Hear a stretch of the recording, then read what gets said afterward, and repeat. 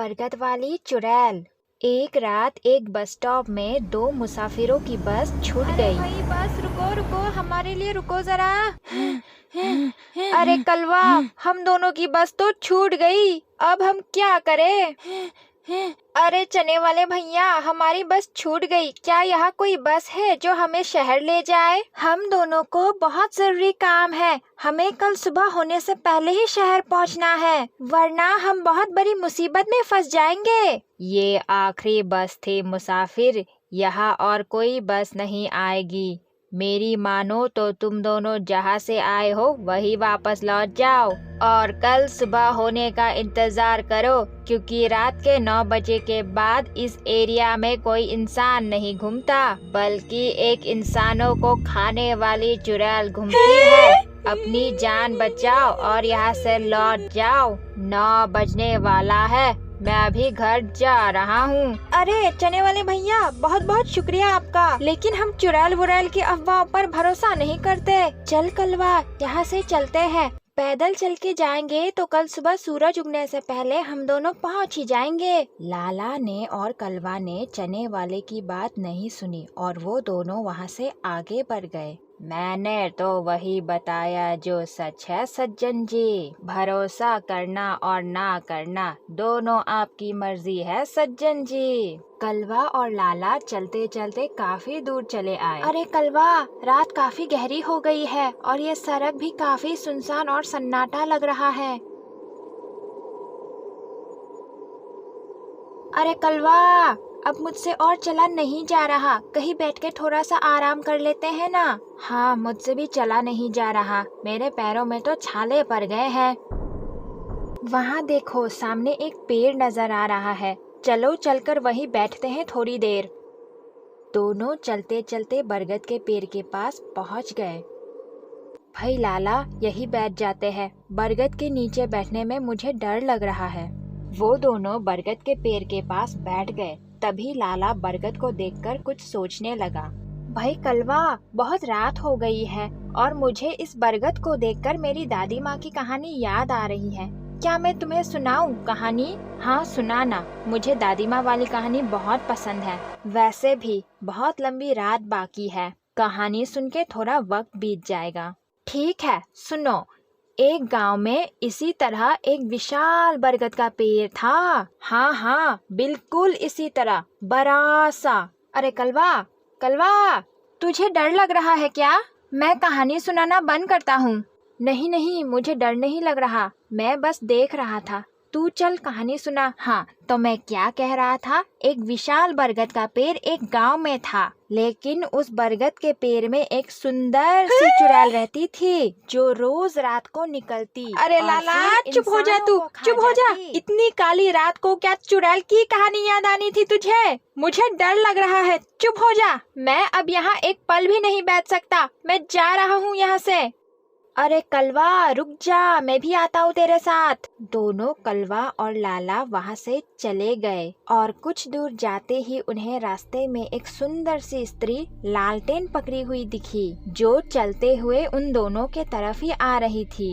वो दोनों उस औरत को देखकर रुक गए। ए लाला, तुझे वो औरत नजर आ रही है क्या, लालटेन पकड़ी हुई? कहीं वो कोई चुड़ैल तो नहीं? इतनी रात में कोई औरत लालटेन लेकर क्यों घूमेगी? और वो हमारे तरफ ही आ रही है। अरे चुप करो कलवा, वो सुन लेगी। रात में नजर आने वाली हर औरत चुड़ैल नहीं होती। रुको, मैं बात करता हूँ। लाला उस औरत से बात करने आगे बढ़ गया। अरे बहन जी, आप इतनी रात को अकेली बाहर इस घने जंगल के रास्ते में क्या कर रही हैं? जी, मेरी सास बीमार है, इसीलिए मैं दवाई लेने शहर गई थी। मेरा गांव वहीं पास में है, जहाँ पे एक विशाल बरगद का पेड़ है। लेकिन भाई साहब, आप दोनों इतनी रात को इस घने जंगल में क्या कर रहे हैं?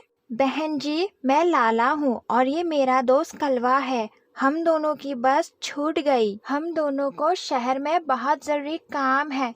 कल सुबह होने से पहले हम दोनों का शहर पहुँचना बहुत जरूरी है, इसीलिए हम दोनों चलते हुए शहर जा रहे हैं। लगता है भाई साहब, आप दोनों को पता नहीं, इस जंगल में पुरुषों को खाने वाली एक चुड़ैल घूमती है, जो सिर्फ आदमी का शिकार करती है। मेरे पति जानते थे दवाई लेकर लौटते वक्त रात हो जाएगी और चुड़ैल मुझ पर हमला नहीं करेगी क्योंकि मैं एक औरत हूँ ना, इसलिए दवाई लेने मेरे पति ने मुझे भेजा। भाई साहब, शहर यहाँ से 4 घंटे की दूरी पर है।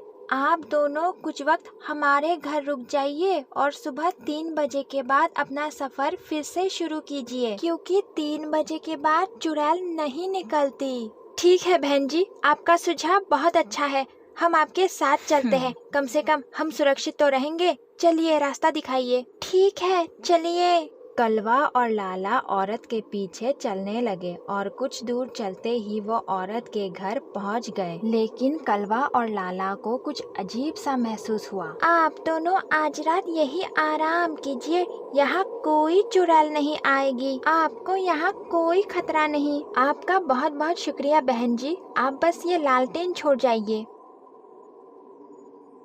अरे कलवा, तुझे कुछ अजीब नहीं लग रहा? मुझे लगता है कि हम दोनों यहाँ पहले आ चुके हैं। इस घर के बदले बस यहाँ वो बरगद का पेड़ था जहाँ हम दोनों पहले बैठे थे।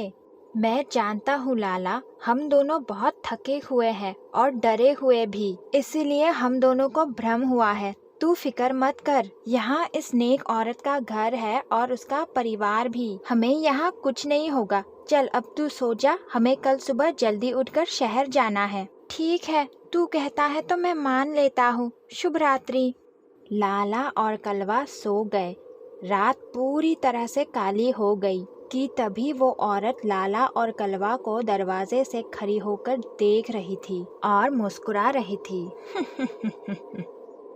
सो गए दोनों मूर्ख, अब मैं इन दोनों को आराम से खा सकूंगी। इन दोनों को पता ही नहीं, पुरुषों को खाने वाली चुड़ैल तो मैं ही हूँ। औरत हंसते हुए चुड़ैल में बदल गई और फिर चुड़ैल ने चूल्हे पे आग लगाया। आ जाओ मेरी तलवार, मैं तुम्हें आज गर्म खून से नहलाती हूँ। चुड़ैल अपना तलवार आग में जलाने लगी कि तभी कलवा की नींद टूट गई और उसकी आँख खुल गई।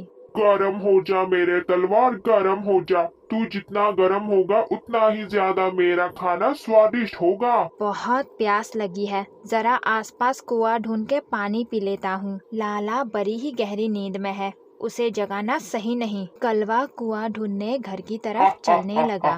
चलते हुए उसने चुड़ैल को तलवार गरम करते हुए देख लिया। तलवार काफी लाल हो गई है।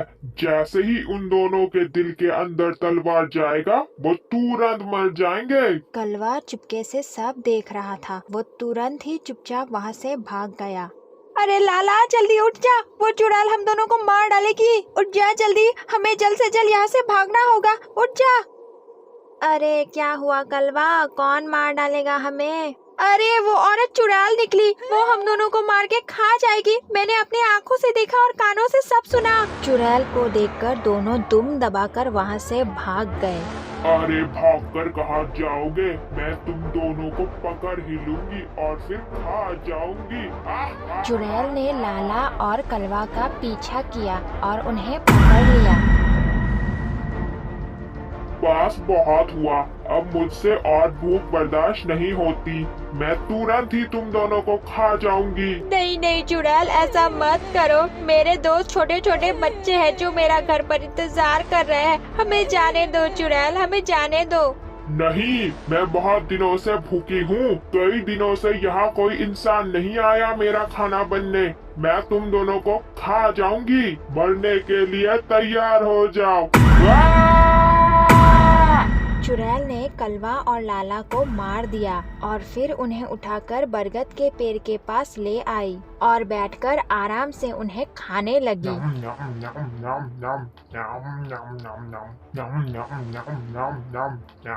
अंत में लाला और कलवा की मौत हो ही गई चुड़ैल के हाथों।